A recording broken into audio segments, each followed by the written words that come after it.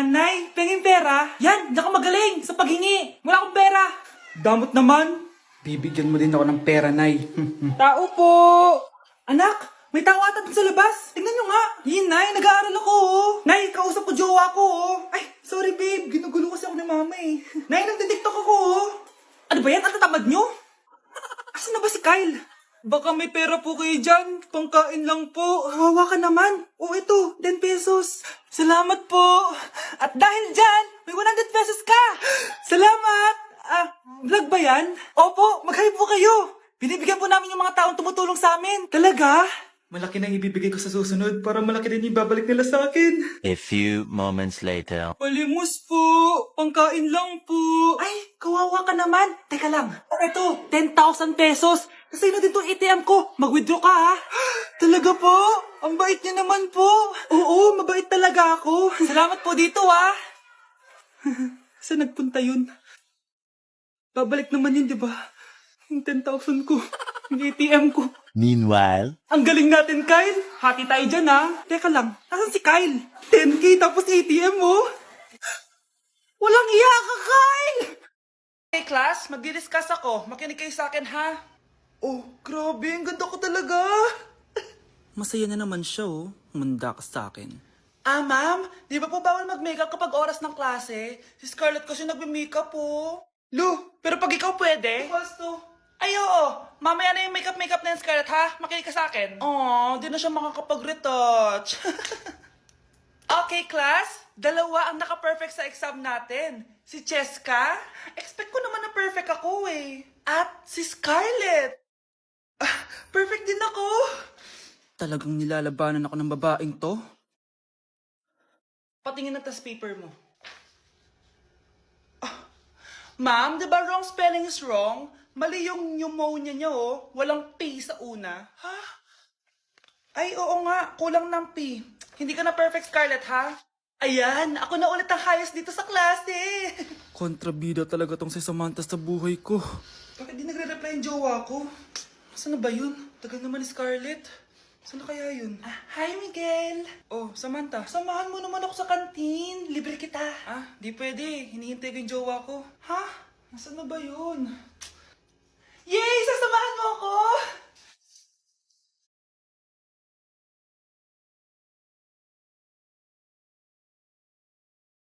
Ha? Wala naman ako sinabi! Scarlett? Mainis ka lang. Dapat lang sa'yo. Lahat na lang kinukuha sa akin ni Samantha. Ibubunyag ko na yung sikreto ng pamilya niyo. Anak, pupunta dito yung mayaman mong tita.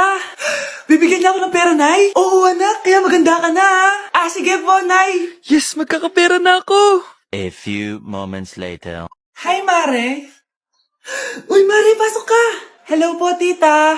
Ang laki na ng anak mo, Mare. Wow, tita, ang ganda mo at ang sexy mo pa. Talaga?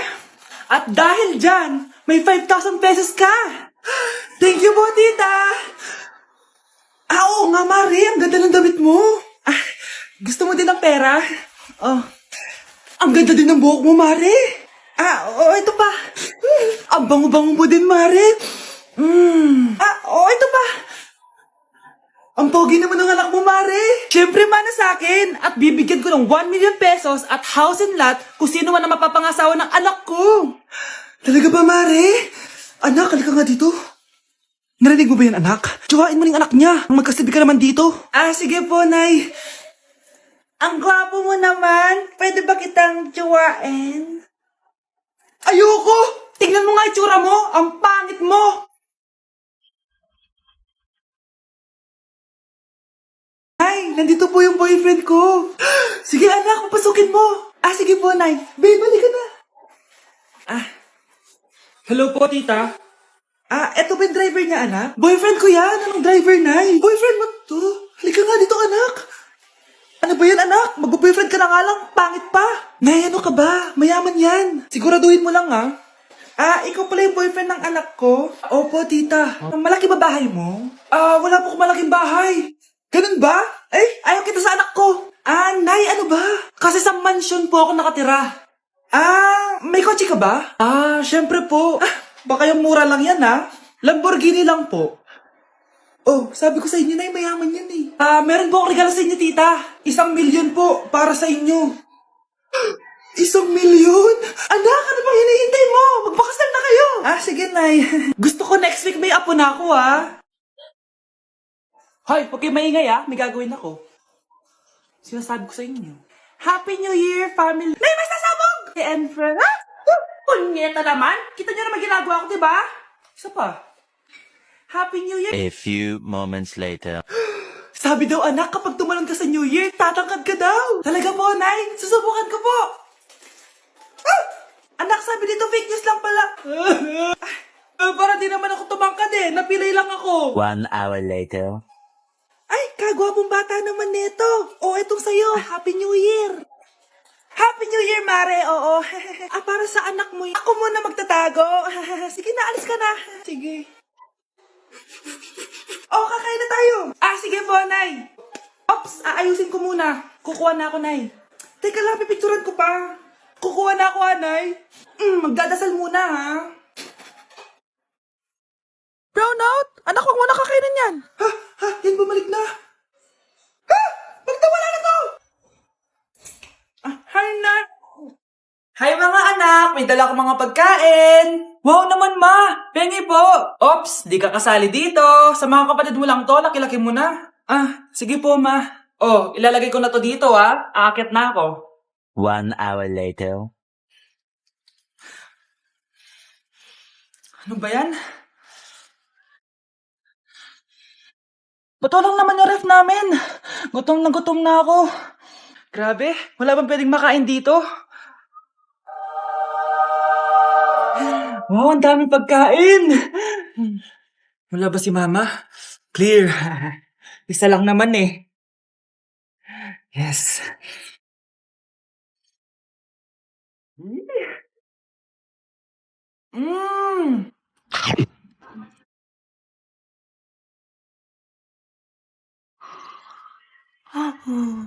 Gusto ko lang maging malinaw sa inyo na dito sa klase ko, ako ang nasusunod. Naintindihan? Ma'am, ito po yung assignment ko. Anong klaseng assignment to? Parang ginawa lang ng bata. Mababa lang grades mo dito, Pinaghirapan ko yung assignment na yan. Sino ang pambansang bayani natin? Ma'am, Scarlett. Ang pambansang bayani natin ay si... Oops! Napakabagal mo sumagot. Ang pambansang bayani natin. Straight to the point ang kailangan ko sagot. Ayusin yung sumagot, Hindi na kayo elementary. Opo, ma'am. Pinayagan ba kita kumain sa loob ng klase ko? Ma'am. Akin na yan. Kung ayaw niyong binabastos kayo, wag niyo akong bastusin. Oo, be. Kain tayo sa labas mamaya, Hala, galit na si ma'am. Umalis lang ako saglit, ganyan na kayo. First meeting pa lang natin, pinapakita nyo ng mga ugali nyo. Buti pa yung kabilang section, tahimik lang. Kayo na ata ang worst section na napuntahan ko. Kung kami ang worst section, ikaw ang worst teacher. Sorry po, ma'am. At dahil dyan, bibigyan ko kayo ng maraming assignment. Ma'am? Scarlett, kamusta ka? Sana ikaw na lang ulit teacher namin. Ang sungit ng bago naming teacher Hayaan mo. Next quarter, ako na ulit ang magiging teacher nyo. Talaga, ma'am? Thank you, Lord!